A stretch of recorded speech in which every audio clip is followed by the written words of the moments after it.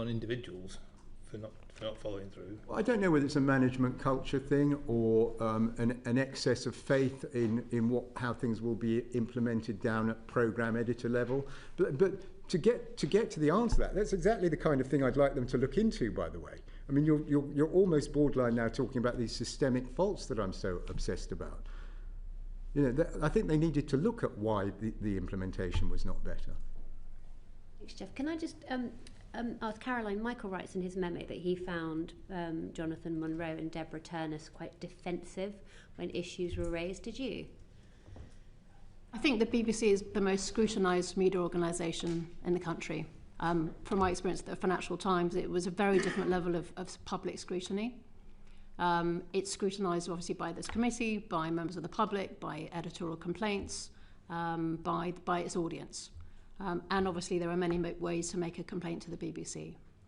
But in my experience, are there times when they're necessarily defensive on some issues in that context? Yes. But as a broad sort of characterisation, I would say I did not find the BBC to be defensive. I found the BBC to be actively engaged in discussions about how to improve issues of partiality on very complicated subjects. And this is a live, dynamic debate when the context changes all the time. It's very hard. It's not one and done. This is obviously a live debate. I think there can be differences of opinion about whether the BBC went far enough on some of the issues that were raised in the committee. And some of the issues that were raised were significant issues. But actually what's important is that the BBC were raising them themselves. They were coming up via the EGSC commissioning research from David Grossman to help facilitate that robust debate and that review of impartiality. And in terms of the EGSC, I'm keen to sort of get a little bit of a flick. I mean, in effect, you guys had this unique opportunity to be almost a fly on the wall of how this committee is working as independent advisors to it. So you could just give us a flavour, you know, how were decisions reached? Would you say that there was a degree of camaraderie and common purpose when it came to the pursuit of impartiality and journalistic integrity on the EGSC? I'm happy to answer that first. Yeah. I found it to be an active debate in the committee. I mean, you'll hear from Robbie and your next panel. He's robust in how he expresses his opinion and wants the BBC to do well. So I found there were a lot of issues that we covered in the committee. I mean, Michael's given an account of some of the issues, but actually most of the committee was involved in looking at things like editorial complaints, monitoring impartiality across the BBC, looking at reviews of the BBC, thinking ahead about issues that were coming up. There was a broad range of issues that we debated on the committee, so they weren't all, it wasn't always a contested space, but there were areas of the committee when there were significant issues to be discussed. And obviously you've seen some of the research from David Grossman, which is in Michael's report, and of course that led to an important discussion. But I would say each time the BBC the executive team would come back and then debate those issues with us. And ultimately, we were both advisors to the committee, and it was obviously for the committee itself, which were the 4 board members, to sort of work out what significant action should be taken next. What you've just said, it sounds like some of the committee members were more vocal than others, or more dominant in the conversation. I wouldn't agree. I think it was it was a very open committee. People could say what they thought.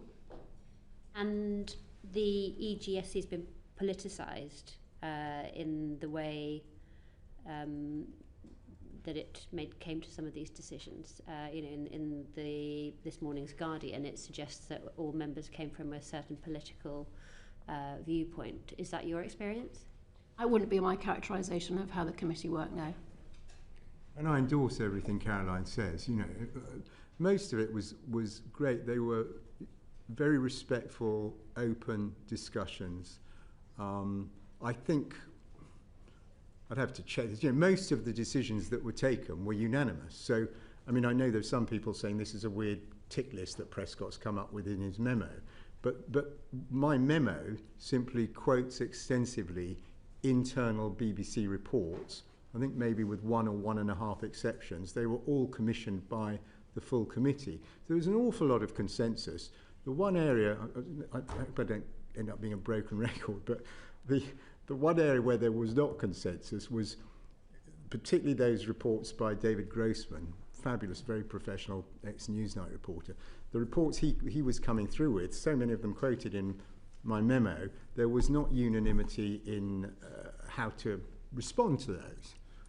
Clearly, to see it in the memo. But other than that, I would totally endorse what Caroline says. And there was no one member of that committee that was more dominant than the other? No. I don't think so. Anyway, that's never my impression. Okay, thank you. Thank you, Chair. Mr. Prescott, you've just said that the BBC is not institutionally biased. What is your bias, if you have one? Well, it's always a tough job, isn't it, spotting your own biases? I mean, you know, when you read about these centrist dads, I think I'm a centrist dad. That would probably cover it. I mean, actually, you know what? To that question, there are a lot of people. I know you folks haven't gone here so far, but there's been a lot of stuff in some of the papers about Robbie Gibb, and the chair was asking, was one personality more dominant than another? You're asking about my preferences. I am no ideological soulmate of Robbie Gibb, for example. I'm a centrist dad. I'm a centrist dad too, but a company that you work for received over £100,000 from Larry Ellison, a Republican mega donor. You'll be aware that Donald Trump has removed funding from a lot of public service broadcasters. Is it true that you actually want the BBC to be impartial, Yes. based on those affiliations? It's totally true. Yes, of course it is. You said there's some real work to be done at the BBC. Along what lines? Do you think any of that work should be done at the boardroom level? I think it's a job for the executive, overseen by bodies like the board and the standards committee. And if I give you an example, it might help explain what I mean. One of my sadnesses was that when this thing did leak into the public domain, that so much focus, I do understand why, but so much of the focus went on to Trump Panorama, okay? But for me, the most heartfelt, the thing I felt most passionately about was the BBC put out one day, over 12 hours, on all its bulletins, a story saying that ethnic minority people in this country were being charged more for their insurance purely because of their ethnicity. And when David Grossman looked into this, he found the story to be utterly untrue. I mean, so it was a dreadful thing to have put out, particularly given, it's wrong. It must have been deeply upsetting for many people out there, particularly ethnic minority people who heard that story all day long. Anyway, it was untrue. So you just have to ask yourself, okay, how could the BBC get this so wrong? Who had the idea of doing this story? Who conceived of it? Who did the initial research? Who did the initial reporting? Who wrote the script? Which editors cleared it across the whole of the BBC all day? A completely untrue report. There were multiple levels of editorial failure. Now, we never got a good accounting for that at the Standards Committee, and I would have expected, with a better culture when it came to these things, a complete look at every single failure and ideas for correction.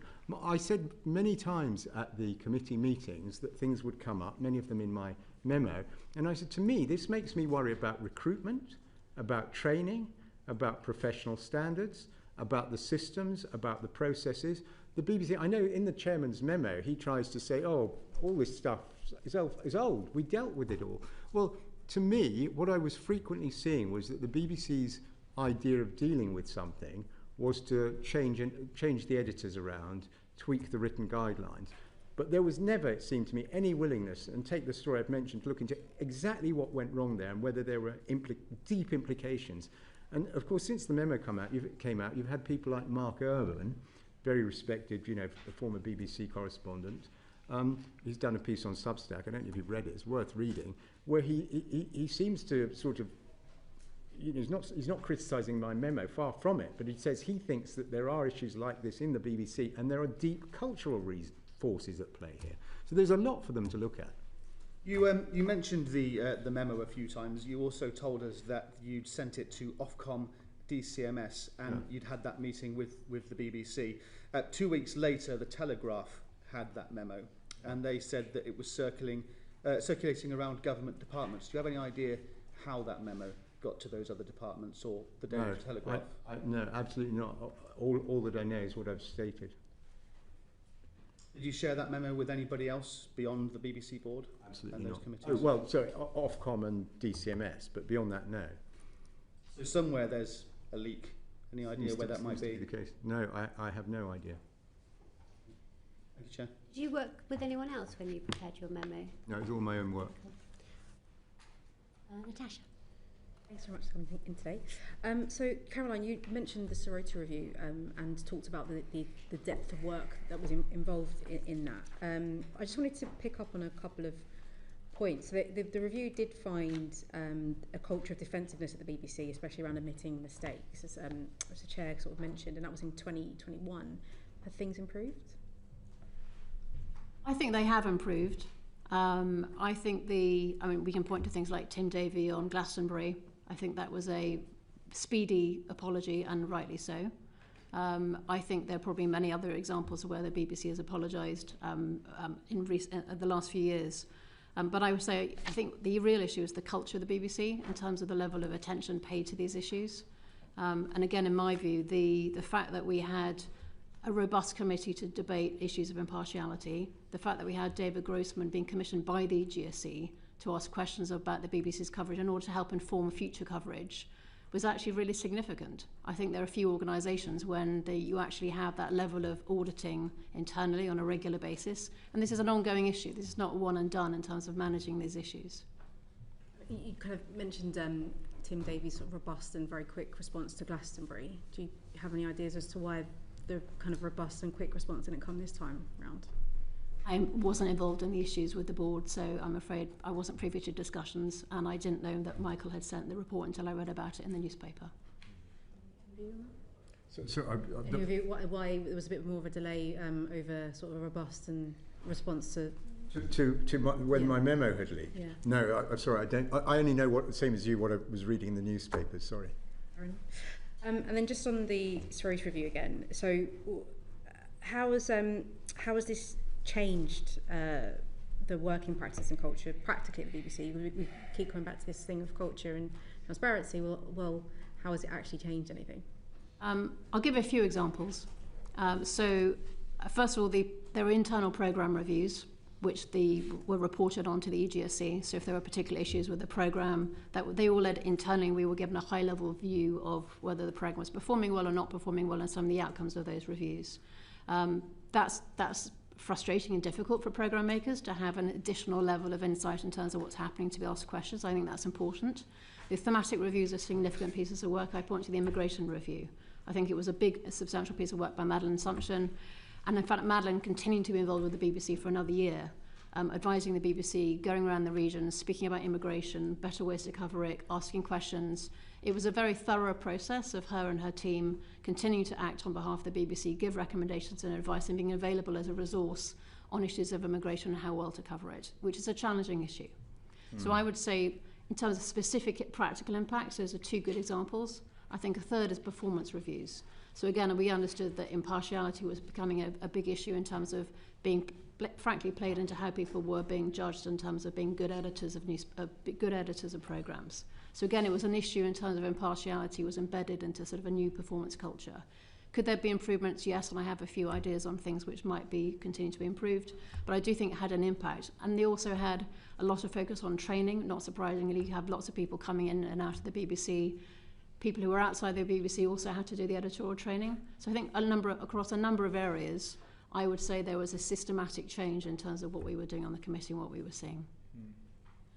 But how do we then kind of get in the position that we're in now, where, you know, Michael, you felt compelled to write your memo? Is there an issue around transparency at the BBC? Is there an issue with just being transparent and honest about when things go wrong? I think there kind of is when it comes to self-criticism, actually. I just think that Caroline's described the processes very well, and the BBC does try to look at itself, and it's done a lot of the right things and a lot of responsible things. But I just think that then when it comes to following through on actions, it's not always fantastic, and you do get levels of denial, as per my memo. Whether it was the issues in covering the US presidential race or Israel, Gaza or whatever, you got these reports through from David Grossman, and the management's response was to just plain deny. So, well, we don't agree with them. And what was the rationale? Did they find David Grossman was wrong on the facts or out-argue his rationale? No, they just disagreed with them and didn't do anything. think there's, to what extent do you think there's an issue with the comms of the BBC? I mean, it feels like there's some kind of muscle memory of how to mishandle allegations of editorial mishaps and mistakes. Is there a problem with their communication? Because quite often you get a very defensive, very short statement that comes out in the initial period, and then a bit more sort of self-reflection and self-flagellation a bit further down the line. But to what extent is that just my perception? Well, it's a mighty big organisation, isn't it? And sometimes it is difficult to check out all the facts internally and make the most powerful statement that you can.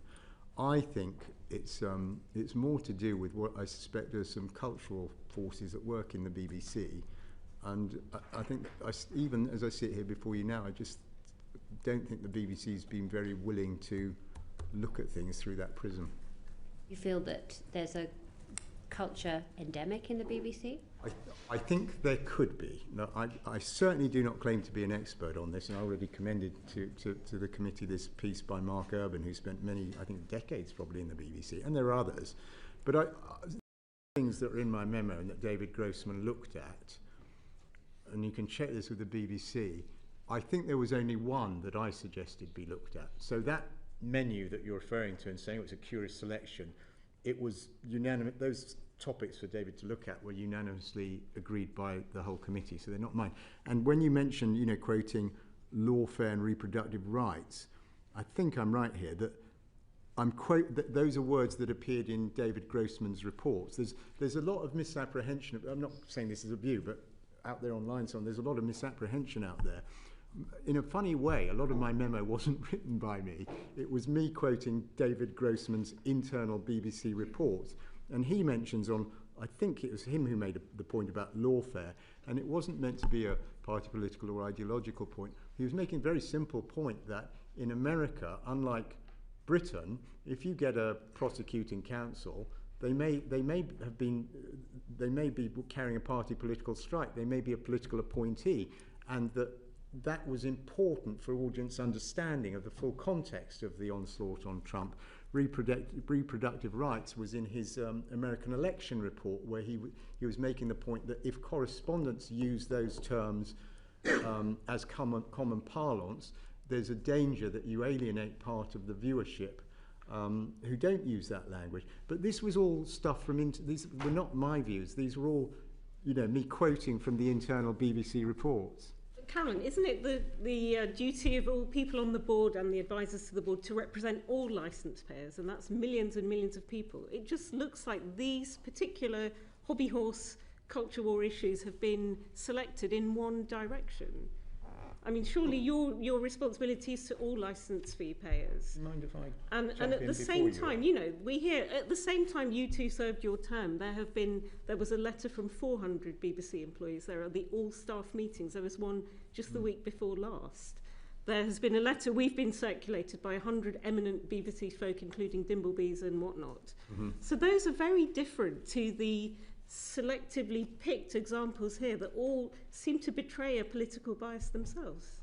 Yeah, I know. I've seen that point of view expressed online and so on. Matthew Parris, if you look at him, you're giving us articles in The Spectator. His view of the Trump documentary, which I watched last night, 12 seconds within a 70-minute show. It was wrong, it was a bad edit, but I'm sure there's loads in there Trump would have liked.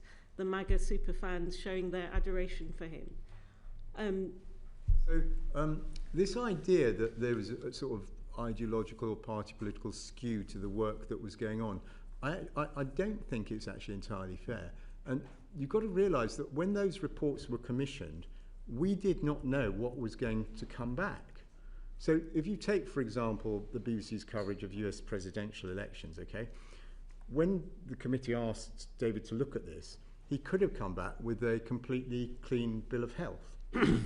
it's possible. He largely did. Well, okay, hang on. It's possible to, I suppose, to conceive that he might have come back saying, you know what, we were a bit unfair on Kamala Harris because Trump is so bombastic and says such outrageous things. There's no equivalence there. Okay. So you could. I'm just asking you. Obviously, you're very free to disagree, but it could have been Grossman came back and said, you know, we've been a bit unfair to Kamala Harris because Trump's so bombastic that we end up giving her too little airtime. That he might come back. As it happens, he did come back saying there was a skew against Trump's side, but we didn't know that's what his finding would be in advance. So I don't think it's entirely fair to suggest the committee had an ideological hue in commissioning the bits of work. No, I'm saying the memo, not the committee. Oh, the memo. Because, you know, if you're saying you have to sling an equal amount of mud, surely the role of the journalist is to tell the truth. Yeah, sure. So do you have to find, do you know what I mean, just because tit for tat thing, because, or do you tell? I certainly agree with what you say, both about you know, the truth and things being balanced, but the stuff in my memo, I think covers almost all of the David Grossman report. So it's not as if there were, you know, 100 reports and I picked these ones and they've got an ideological flavour to them. I've mentioned most of the reports that were done, and they were commissioned by always commissioned by the whole committee. Sorry, Caroline. I was going to say that looking at the overall debate we had in the committee, it was a long report, 20 pages, looking at US election coverage as a whole. And the whole point is to look at, are there areas of concern, bias, inaccuracies that might become a systemic issue and that we have to address going forwards. My view of that particular report was, I'm not saying it was a complete clean bill of health. There were issues that I think the BBC had to address, issues about how are we reporting appropriately in terms of individuals who are being quoted. Is the balance of geography of where the BBC was based in America and their operations appropriate and representative of kind of American coverage? And in fact, they realised that they probably needed to do more to change the balance of their geography across the thing. But actually, what I took away from that report is that there was actually very good coverage of the US elections, powerful coverage, and not quite perhaps the same. You know, I have a difference of opinion about how important the concerns were around the US election coverage as a whole, and having read the David Grossman report. I'm just thinking of this memo, which has had such an effect, you know, within a very short space of time. I think our committee's writing a thing before we've even seen the contents of the report, and within a week, 2 big heads have rolled, another one since. And some of these points you've claimed, history reclaimed. I mean, if you look into who these people are, again, they're Robert Toombs, you know, he's a well-known Brexit person. They're all from a particular slant. So I just wonder if you're aware of your own biases in the examples you've chosen. For example, you say that you should not state that the Trump election was stolen, that was baseless. Do you think that the idea that the Trump election was stolen was baseless? No, I absolutely do not. I don't remember that bit of the memo. Also, page 3, it says something like it was a Democrat majority committee. Oh, that he was found guilty of incitement. Yeah, that's right. I mean, our committee is a majority Labour committee. We have a Conservative chair. Are you saying we're illegitimate? No, of course, oh God, absolutely not. I'm a great respecter of Parliament and the traditions of Parliament. I spent 15 years as a correspondent here. Sorry, that bit that you're quoting, I've now got it. That was when the executive defended Panorama and was trying to argue there was no problem with the video splicing. One member of management prayed in aid the prosecution of Trump and the committee finding that you referred to. That's the only reference in there. But I do come back to this thing though. So I'll deal with history reclaimed, because I suppose that was something I raised. It never led to a Grossman report, by the way. That was just one of my bugbears. But it's in my. But all the rest of the stuff, as I keep saying, this was not my tick list. These were reports commissioned by the entire committee for David Grossman to look into. We never knew what he would come back with. And if you take American presidential race, for example, he did come back saying, well, actually, was a little bit unbalanced. But we didn't know in advance he would say that. History reclaimed, I can tell you hand on heart, I never even Googled the historians behind it. I just got that they were Oxford. Because they're not completely neutral people either, are they? Yeah, but you've got to remember, all I was saying on the history reclaimed thing, which still seems to me a small thing, they seemed to me, from what I read in the papers, very reasonable. They'd spotted something little that was wrong. They were suggesting what sounded like a sensible fix, and the BBC wouldn't even consider it. I'll move on, Rupert. You happy? Amen. Thank you very much. Thank you. Back on the splicing, in his sacred job memo to us, Dr. Shah mentions that since your memo, Mr. Prescott, the corporation's had 500 complaints, and that has, I quote, prompted further reflection. And as a result of that further reflection, the BBC now accepts that the splice gave the impression of a direct call for violent action. I remember the first time I saw the splice, and I looked at it and I was like, oh my God, that's awful. And then I checked a transcript of the speech itself, and that confirmed it. Were you surprised that it took the BBC multiple iterations and multiple months to work out something as straightforward as that splice was that misleading? Yes, in a word. I mean, this was, in the memo I talk about my great frustration and how I'm writing to the board because of this frustration, and that was a very easy to understand example, that we had a BBC management that would defend and stand by that video edit, which is exactly what was going on, and that's why I was one of the reasons I was in despair, but it's possibly the purest example. Do you think the corporation has what you might call a bigger truth problem? That there's a bigger truth that the vast majority of BBC output is good, therefore it's less important when something is misleading? Or indeed on the specific episode of Panorama, there was a bigger truth that the programme was trying to get across about that day and Capitol Hill and the character of President Trump, and therefore it didn't matter so much that this thing was spliced in a way that specific impression was clearly so misleading. Well, I think the truth is we still don't know what went on within the Panorama production team, whether it was some weird kind of accident or someone working under pressure. We just don't know. But as regards the wider BBC, I mean, I've had people I know and don't know texting me, emailing me and so on, who clearly appalled by that. So I don't think it's a bigger problem. It was just this curious management blind spot. It obviously wasn't just a management blind spot. I mean, lots of people must have had a blind spot. I mean, starting with the person who did it, then whoever was editing it, a producer, presumably somebody straight away. I mean, it obviously didn't get the most massive audience because people in general didn't spot it, but many people must have seen it. Then your committee saw it. Then it went up to the board. A lot of people apparently had a blind spot. This is one of the most curious things about the whole saga, actually. So I watched the programme, as I said. I certainly didn't spot that the video had been spliced. I had no idea. And I doubt... It was a very good splice job. It's interesting. It's interesting if you did, but I suspect... No, I didn't. It was an extremely good splice job. Okay. Where you couldn't see the scene. That's the point. And you didn't realise it had happened. And when I asked for the Panorama to be looked into, it was for reasons other than the video splicing. I thought there were other issues with it.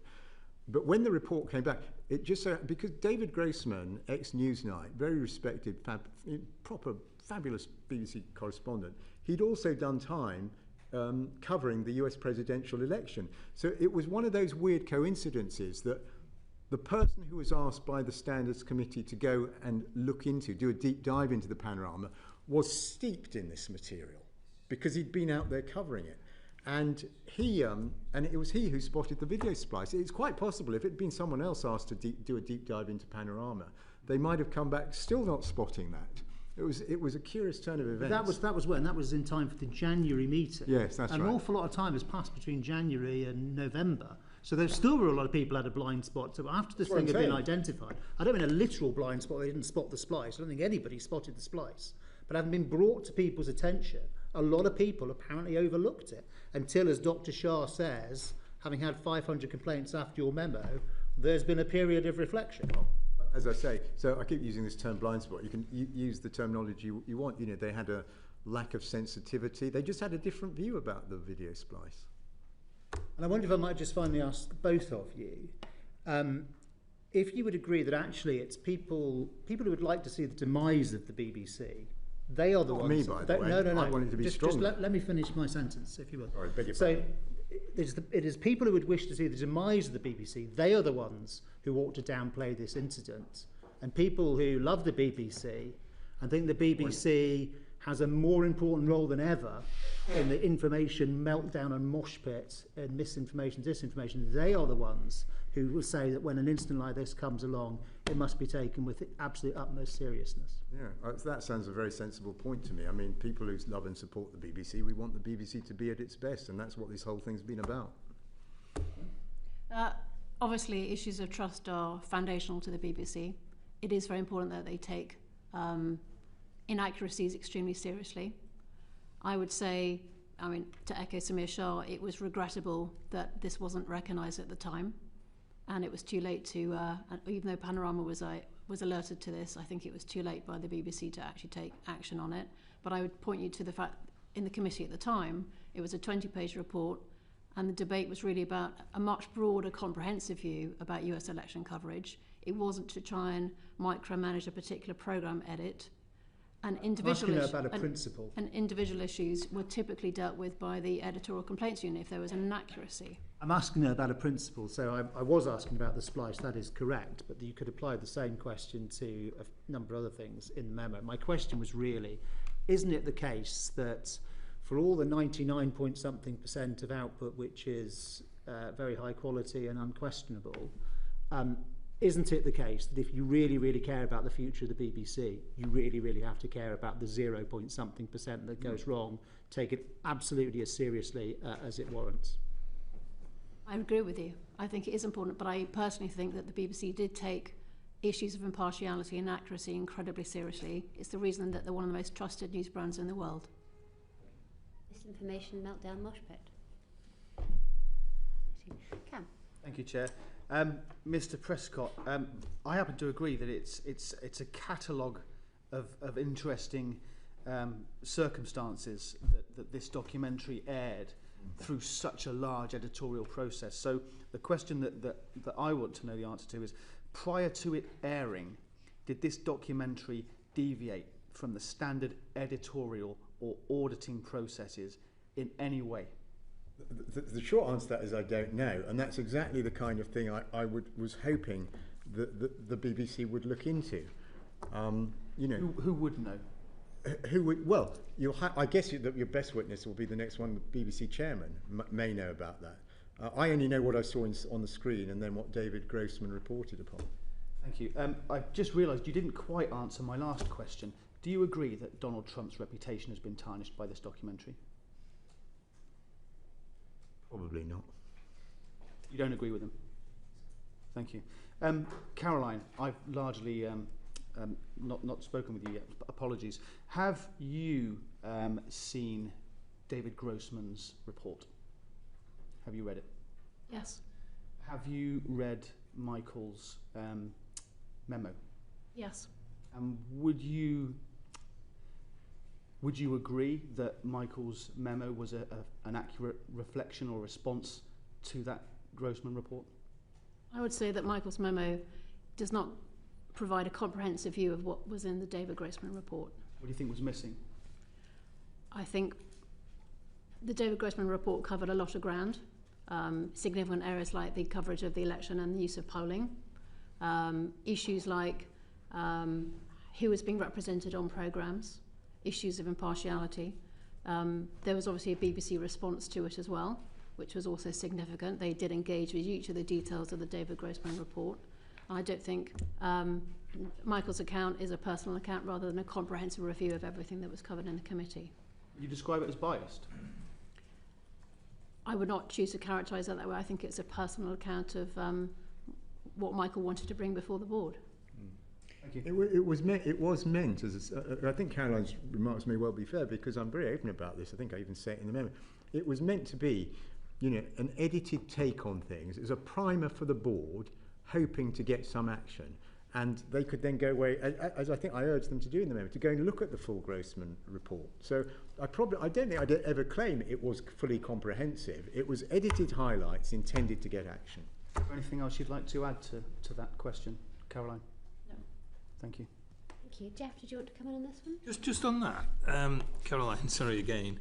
You said that it doesn't provide a comprehensive review of the Grossman report. Do you think it gives an accurate sense of the Grossman report?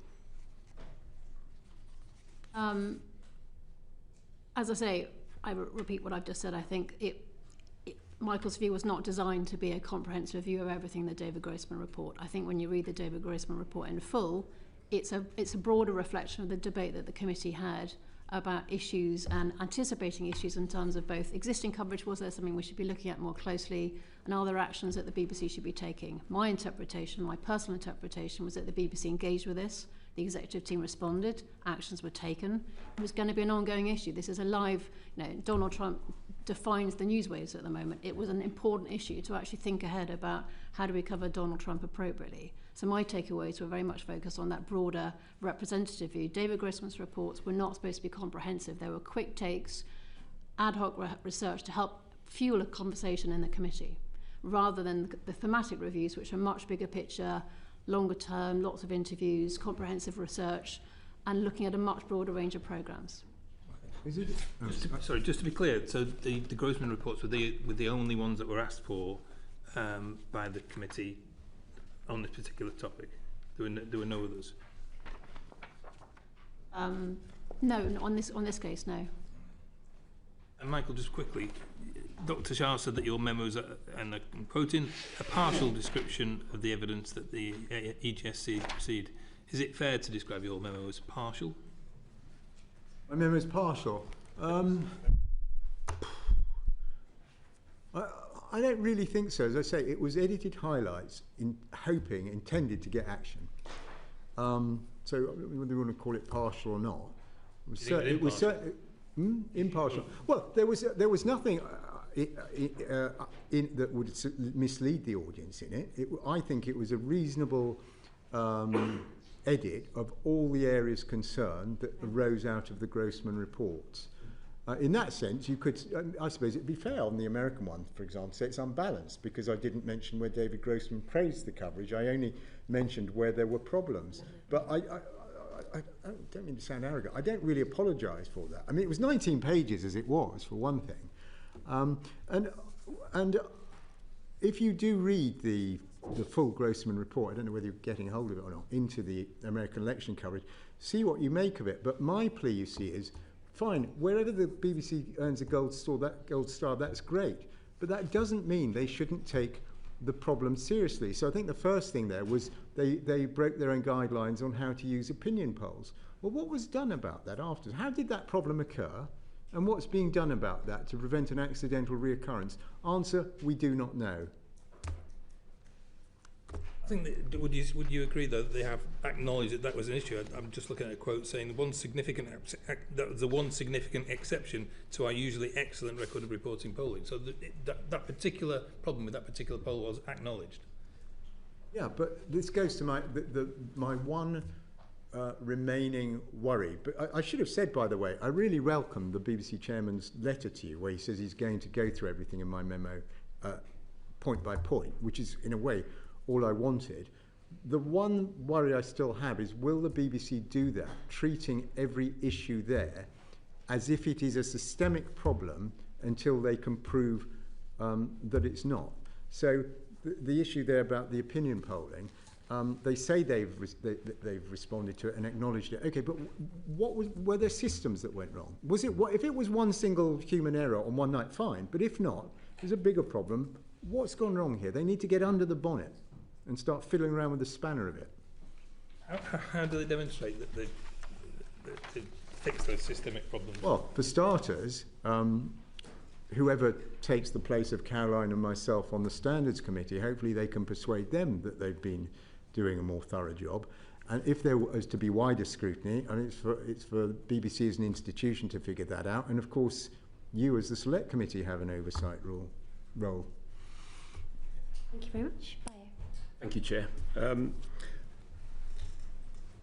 Michael, you mentioned sort of primer for the board. A comment you just made earlier in terms of sort of like your communication, and you started off earlier when you said that you was a strong supporter in your formative years, how important the BBC was, and I think that many people in this room, myself included, sort of BBC is sort of very important in terms of our sort of education as well. Yeah. So, did you foresee the damage your memo would cause? Absolutely not, because it was. Remember, sorry, but just beg your pardon. No. I paused. That's why you came in. My apologies. But what I would say to you is, did you not see an opportunity, or did you not see a scenario where that memo would be wider circulated? No, it went. As I say, it went to 14 members of the BBC board, and then senior people at Ofcom, DCMS, who. As I said, BBC is independent, but they have some role in terms of dialogue with the BBC. So, no. And also, I look back, what was I to do? I could have done nothing, but you can hopefully tell from the memo the level of my concern, and I wanted someone somewhere to start doing something. No, I understand that, but it's obviously been, in some cases you can argue it's possibly being weaponised, and you spoke about people on the political spectrums sort of grasping that and trying to sort of damage the BBC, so to speak. So I'm just surprised you're surprised we've got to this point. Well, on the weaponised thing, this is a personal view, but whether people at the BBC think this stuff's been weaponised or not, surely that's a secondary issue. There are very specific things that have been going wrong, detailed in the Grossman reports, detailed in my memo. Now the BBC, they say they're going to look at them one by one. Hopefully they'll treat them as systemic problems, in which case the BBC will end up stronger, and I want it stronger so it can conquer the globe. So this, where you're coming from, which is, surely you realise there was a risk of damage. Even as I sit here now, my hope and my genuine belief is the BBC is going to end up stronger because of all this stuff. And it'd be great. They can reach billions on this planet with their news and current affairs, given that we're in the era of fake news, if they get this stuff right. Caroline, what's your view about what I asked Michael in terms of how this has impacted the organisation? It's obviously been an extremely challenging time for the BBC. It's on the spotlight on issues of impartiality, which in my view the BBC was actively engaging with on a regular basis. As I point out, the fact that the committee was extremely robust, discussions were had, research was commissioned on a regular basis, and it was challenging research. I think that's a really healthy organisation and a very healthy debate. Thank you. There was a term about sort of systemic and processes, about possibly the BBC not listening, the editorial team not listening, and you gave some examples. And one of the examples was about the insurance, about that sort of misrepresentation and that ethnic minority sort of penalty. Yeah. With regards to that sort of insurance story, the BBC sort of acknowledged it was wrong and published a correction in 2024-25 in their annual report, and it's that an example of the EGSC working as intended. Well, there's a complaints process, as you know, that occurs quite separately from the Standards Committee. Any member of the public can complain, and it's dealt with by certain machinery. The Standards Committee keeps an eye on that and see what they think of it. But this particular story you mentioned to, and the BBC apology, again, sorry for being a broken record, but again, this comes back to whether a problem is systemic or not. How did they get that so wrong? There were multiple levels of failure there, and I know of nowhere, it certainly didn't come before the Standards Committee, that the BBC treated it as such and looked into every stage of failure and what they could learn from what went wrong. Okay. So given the resolution of the insurance story, why did you not sort of mention that or reiterate it in your memo? What, the insurance story? Yeah. It is in my memo, yeah. What the BBC, the reiterate, so why did you not sort of mention that the BBC had dealt with it? Because the point I was trying to make to the board was the same one I'm trying to make to you, and I think I'd run through the possible levels of editorial failure, who commissioned it, what did the programme editors make of this before it went out, where was the professional scepticism over this claim. So I was trying to make the point to the board, I think the BBC should look at that, among many others, as if it's a systemic problem, and I wanted them to support me in that notion. Caroline, can you give me an example where the EGSE sort of considered the subject that concerned you and reached a consensus that you were satisfied with? Sorry, just to clarify that I wasn't satisfied That with. you were satisfied with? I think on the insurance, I'm just picking up that one straight away. Action was taken. There was a debate at the board. It was embarrassing for the team in terms of their understanding of data journalism. There were further actions taken about actually doing more training within the BBC about how to understand probability and really proper economics understanding across some of the team. There were new people put in terms of the data science team. So I think, in my view, that counts as action and significant action from the EGSC. If it hadn't come up in the EGSC, it probably would have come up via the editorial complaints unit if there had been concerns, which obviously is another part. It's another part of our monitoring. It's not just this committee, but the editorial complaints unit also has a significant role in looking in issues of inaccuracy. I think another example I can bring up is we looked at the role of BBC Verify and the sort of issues of misinformation at the BBC, and are there issues in terms of complaints coming in that actually show that we should be concerned about whether reporters were falling for fake news. In my view, I think we should have been... memo make me fear that that could be a component of what is going wrong. And that's why, at the start of this meeting, I kept referring to incipient problems, right? I don't think this is catastrophic yet, but I do think that it seemed that things were getting worse. That was my honest perspective, and I think it's hopefully reflected there in the memo that you'll have read. To what extent do you think it's that which undermines people's trust in the BBC? Well, trust in the BBC is a big subject, isn't it? I mean, it's not even all party political. You've got a, urban, rural bias, possibly a London focus, London values versus values outside of the capital. I mean, it's a lot there. You wish to expand? On trust in the BBC? Well, I suppose simply, and this is kind of what my memo is about. I think the public expect the BBC to be honest, accurate, impartial, fair. It is most of the times. It needs to do a better job when it's caught out not being so. Would you say Would you say it was defensive? Would you say one of its headlines would be that the BBC is defensive? Yes, I would. So, for example, another thing. I'm not being boring, continually referring back to this memo, but another thing in my memo was that there's this strange episode where a group of Oxbridge historians calling themselves History Reclaimed said, look, every time there's this, not every time, I think they sample 4 or 5 programmes, but they said it's curious, because it was a carefully written report, they didn't overclaim. They were honest about the limited number of shows they'd watched. And they said, we do seem to notice a tendency that in all these shows, instead of getting the foremost historical expert in the field, they're getting people who are far more inexpert, and our suspicion is it's because they're giving them controversial quotes rather than the best take you could possibly get.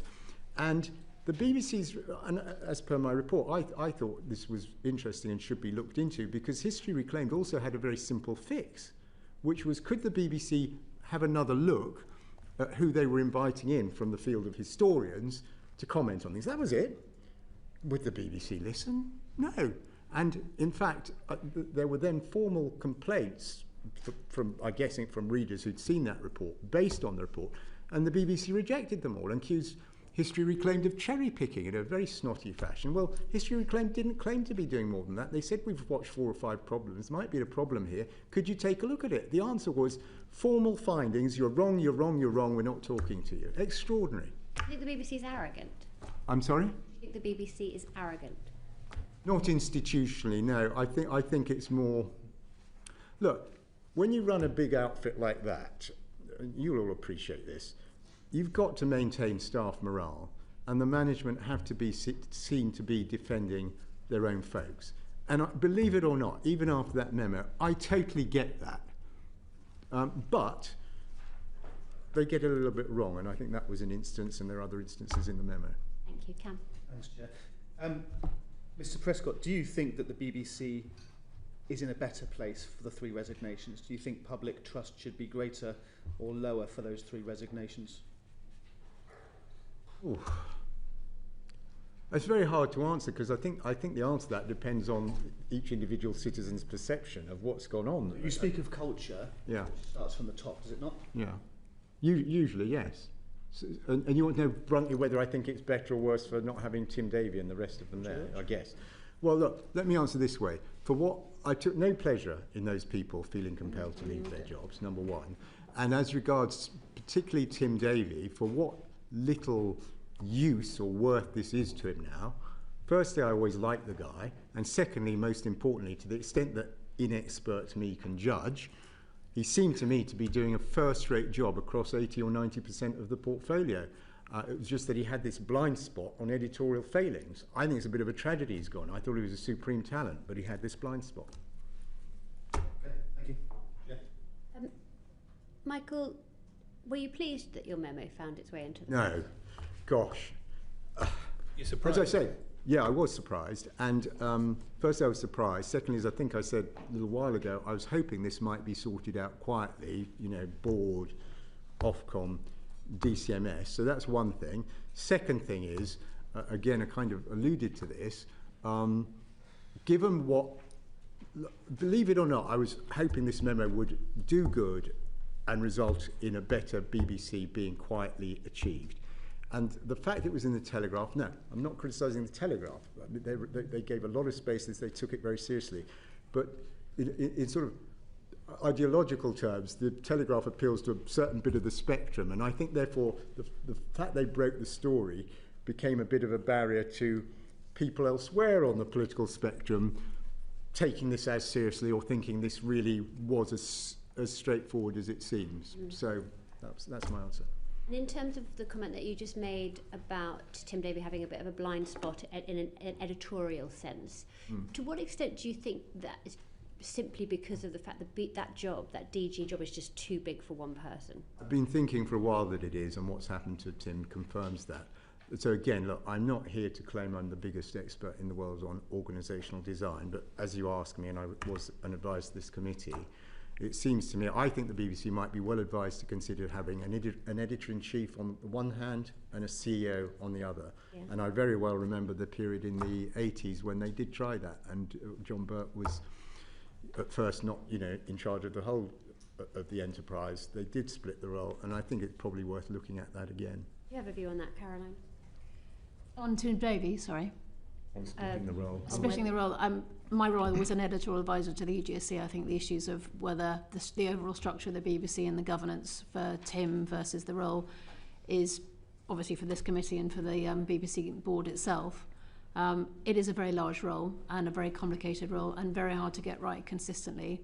And I think in previous times we've had a deputy Director General of the BBC, and I think probably it's such a large role and a lot of issues that I think that might benefit from it. Is that how you'd rather see it split, a DG and a deputy DG, or would you rather, as Michael suggests, have an editor-in-chief alongside a DG?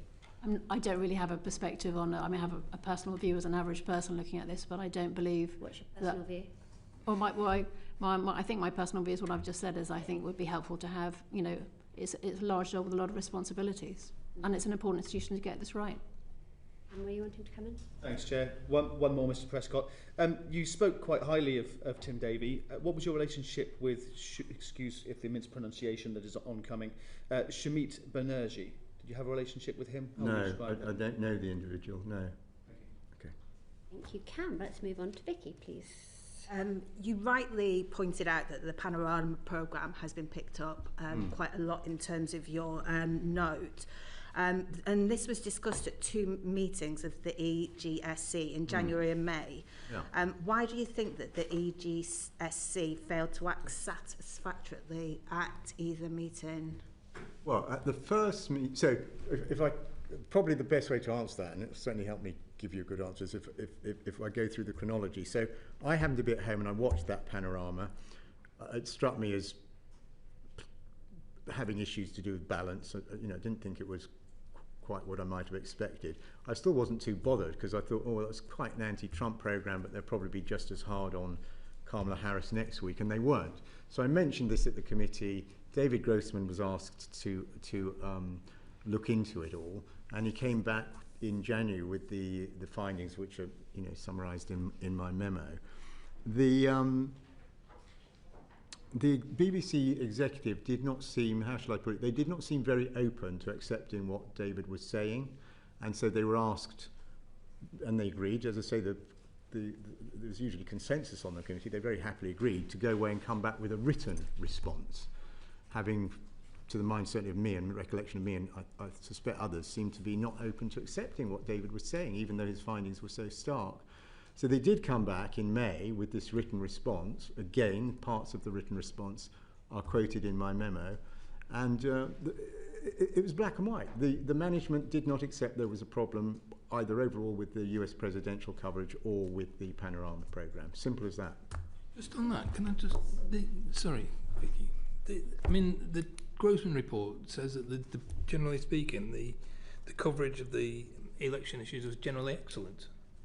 Yeah, so I hope I've been clear. What I'm focusing on are incipient problems that need addressing. And in my memo, you'll see, because I was trying to summarise it all for the board of the BBC, I think it's 7 points or something, kicking off with they ignored or broke their own guidelines on use of opinion polling. So there was a lot to the Grossman report. And actually, do you know, it's good you've mentioned that, because that kind of gives you the context. That was very much the BBC management's view.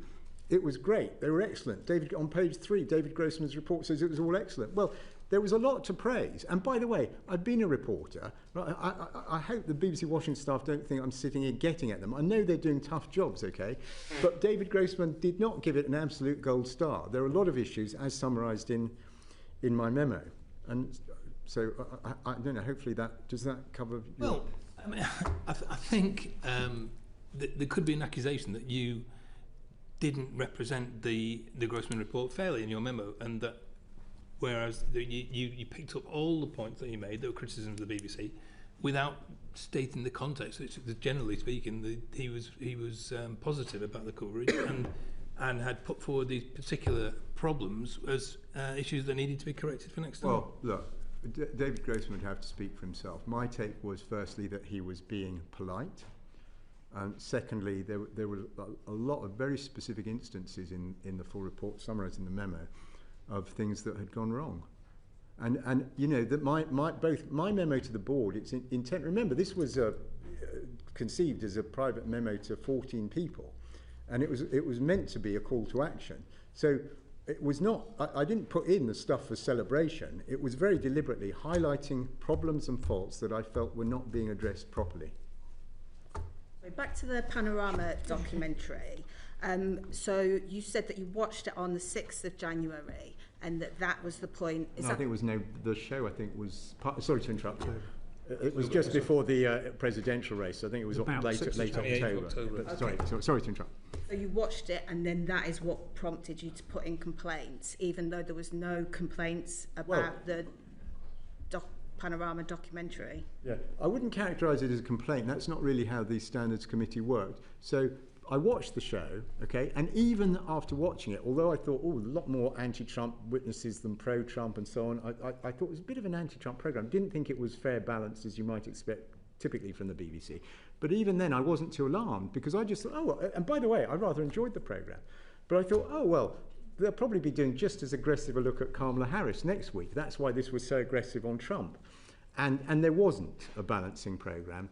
And so I can't remember now, I'd need to check whether I emailed David Grossman or raised it at the next committee meeting. But I simply said, could David have a look at the show to see what, because I could have been wrong, that actually it was in line with the standards and it was all fair enough. And so that's how it wound up being looked at.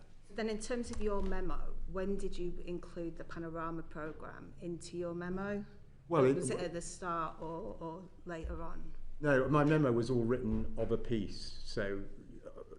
So although it begins with the example of Panorama, because I thought it was a very stark example of things, the sorts of things that had gone wrong and were not being addressed. So that's why I nosed off the memo on it. But everything in the memo was written, way after, because I left my last meeting of the Standards Committee was June, and it was in some months after, actually, before I started writing the memo. Thank you. Mr. Prescott, you mentioned that the January 6th documentary wasn't really of the editorial standard you expected, but that you thought that perhaps they'd be just as hard on Kamala Harris. It has occurred to you, though, has it not, that Kamala Harris wasn't found by the January 6th committee to have played an active role in the Capitol riots? Absolutely, yeah. But so what would such a documentary look like as a companion to the Donald Trump? well, the Trump panorama was looking at his history as obviously been president once already, his track record as a politician, and purported to be trying to look at the secret of his appeal. And then thirdly, trying to look at what might the consequences be of him winning. You know, if he'd lost, he might have faced more lawsuits. If he won, he could crush them. You know, it's that sort of thing. So an equivalent look at Kamala Harris might be, well, what is the secret of her? What is her track record? What is the secret of her political appeal? What would the consequences be if she won? So it's pretty straight up and down, really. Or to me, it seems so.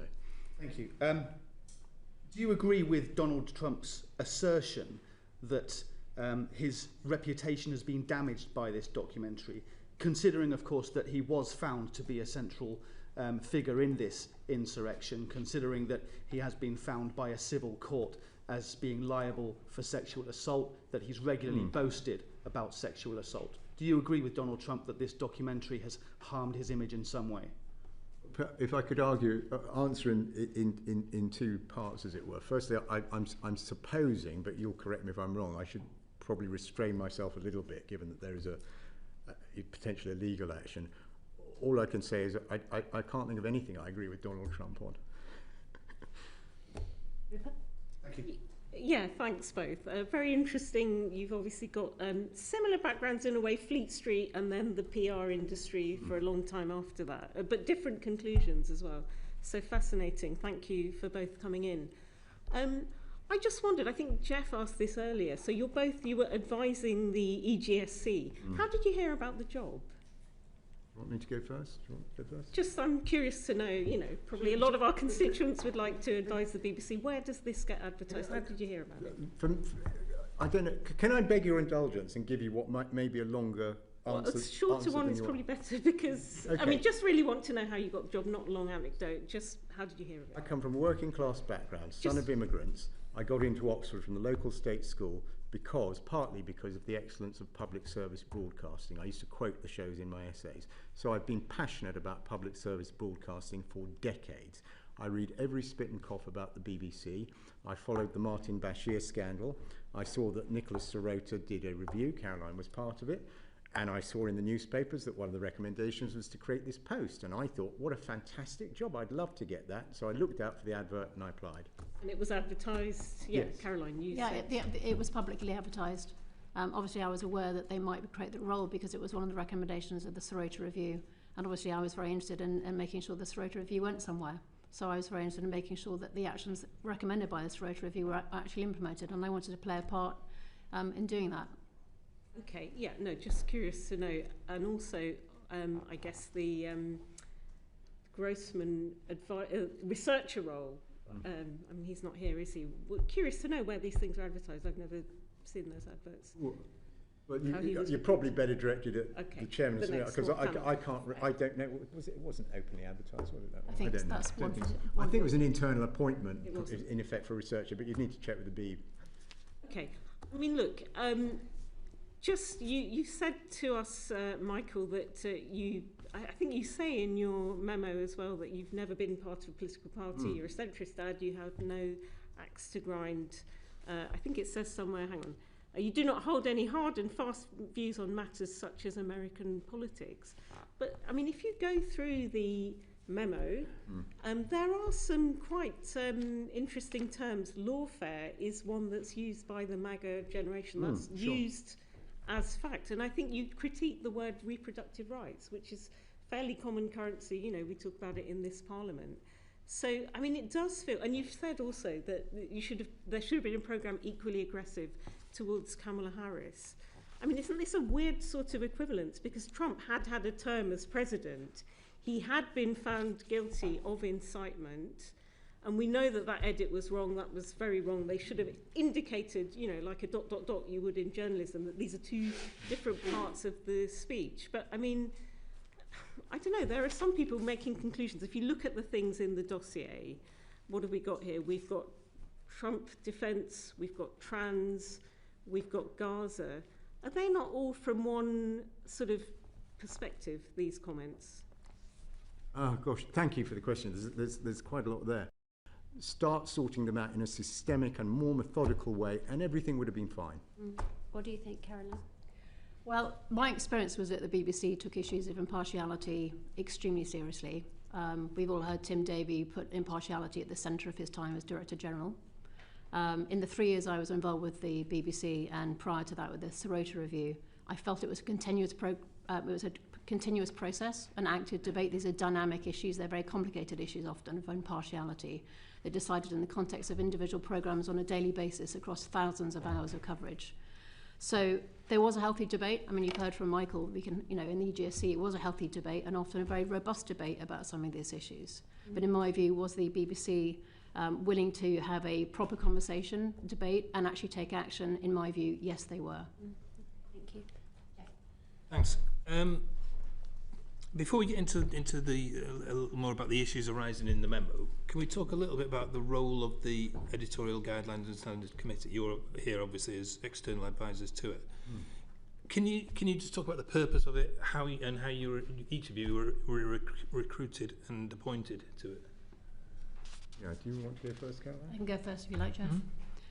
So I got involved with the BBC, first of all, via the Nick Sirota Review. I'd spent 20 years in journalism, most of it at the Financial Times, but also at the New Statesman and the Economist magazine.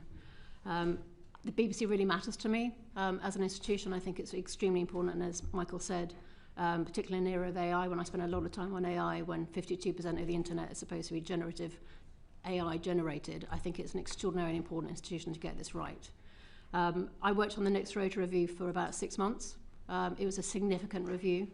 And then when the opportunity came up to become an editorial advisor to the committee, I was very keen to help enforce what we'd found in the Sirota Review. There are multiple recommendations in the Sirota Review, which I can walk through, but at a high level, one did include having broader editorial advisors on the committee. And that's what led to us being appointed. Part of that was led by Ofcom, who wanted to expand the range of editorial opinion available to the BBC.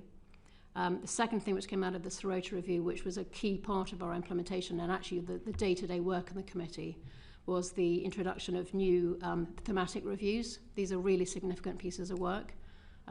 They took many months of work. They were usually hundreds of interviews behind them, and they were very comprehensive reviews of impartiality and BBC coverage. So we looked at immigration, for example, on the committee. They looked at the role of coverage of the economy. These were very important pieces of work, and I think they are comprehensive and extremely detailed. And they are ongoing. Alongside that, there were independent reviews of programmes, there was monitoring of impartiality, there were new guidelines initiated in terms of training. So if I that's a quick sketch, there are many other, I think we had 39 recommendations from the Sirota Review in the end that we were involved in implementing on behalf of the committee. So a lot of the work in the first 2 years was very much implementing the Sirota Review and the outcomes.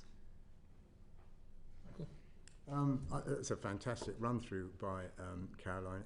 I'm not sure, is there any bit of your question you think is unaddressed that I can actually add value with? Well, I suppose, am I right to read into what Caroline said then, that you're looking, in terms of these thematic reviews, you're not just looking at things that have gone wrong, the committee, you're looking at future challenges, proactive kind of looking ahead?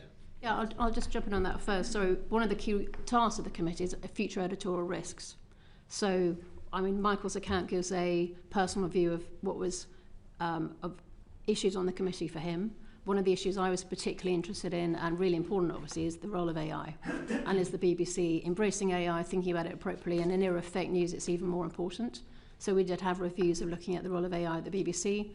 When I left the BBC in the role, one of the issues I spoke to Chris Saul about was how far are we making sure the committee continues to have enough time for really deep dives into future editorial risks.